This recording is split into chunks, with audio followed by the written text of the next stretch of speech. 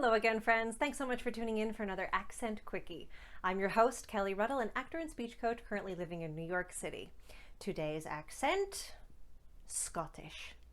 In the Accent Quickie video series, what we do is we go over the top 3 or 4 phonetic changes that make a dialect distinguishable from others and how you can make those changes happen.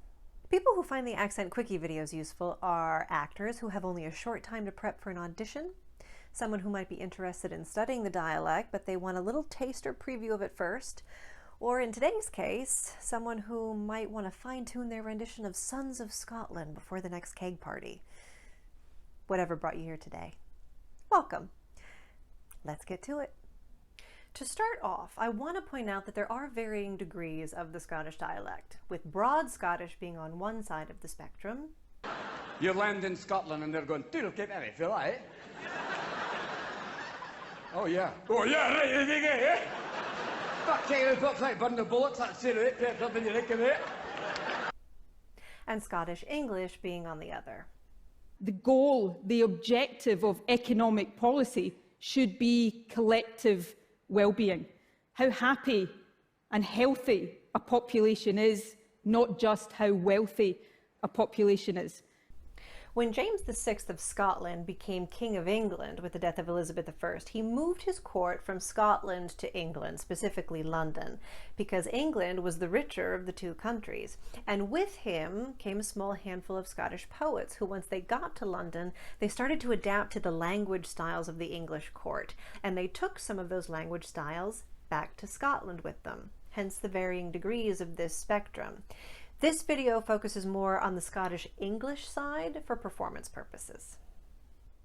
Important Scottish sound number 1, elongating the e vowel. We're starting with a sound that's relatively simple to recreate. The e vowel in words like let, whether, and sender simply becomes elongated in the Scottish dialect. That means that phonetically, your mouth is going to do the exact same thing, e. You're just going to hold the sound for a slightly longer period of time, put a little bit more emphasis on those syllables. That's what the colon means in the IPA symbol. The colon is indicative of length. When you see the colon, it means you're supposed to hold it for a longer period of time. So, let, whether, and sender in Scottish would become let, whether, sender. Shall we try a few more? Bell, west, end. Kettle, desk, section. Wendell will send Hester a present. Easy enough? Great. Moving on. Important Scottish sound number 2, a to ah. The short a vowel found in standard American speech on words like can, ham, and pattern gets changed to ah in Scottish. To make the change from a, you're going to drop the jaw and bring the corners of the mouth in ever so slightly, going from a to ah. A, ah. That means that can, ham, and pattern will become can, ham, pattern. Let's go through a few more. Rabbit, band, gamble, pass, master. Actors enjoy grand banquets. It's true, we do. Next, important Scottish sound number 3, shortening the O and A diphthongs. The O and A diphthongs are shortened in the Scottish dialect. For those of you who might be less familiar with the lingo, a diphthong is a vowel sound that has 2 parts to it. The O diphthong starts with pure vowel O, and the second part is as in should.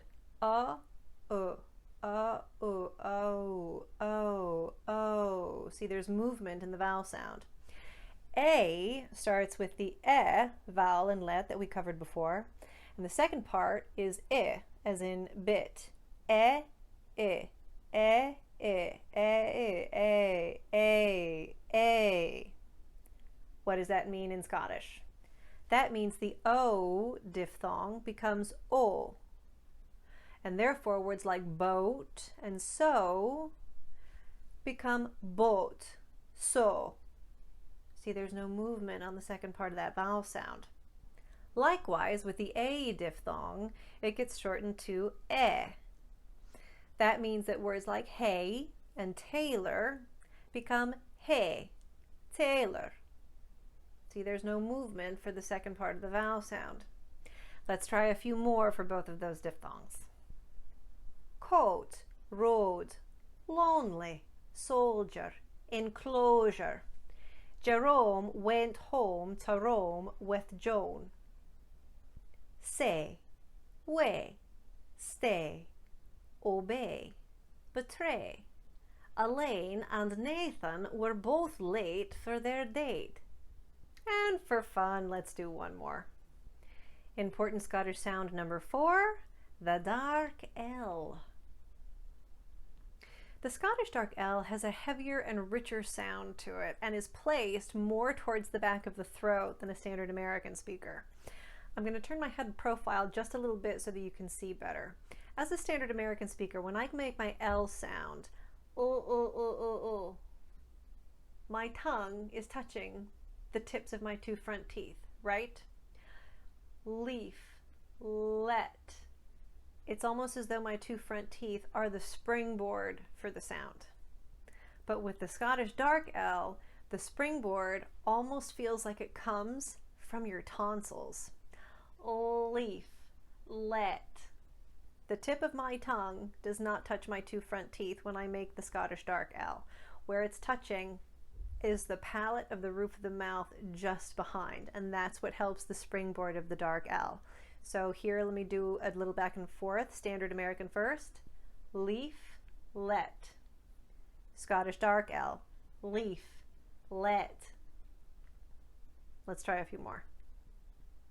Fill, land, leftover, while, rally.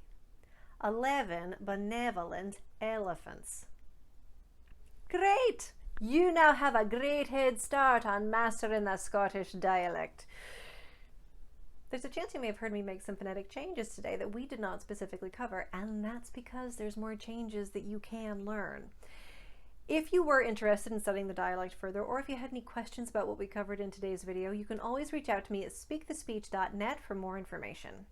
In the meantime, thanks again for tuning in, be safe and well, and break a leg.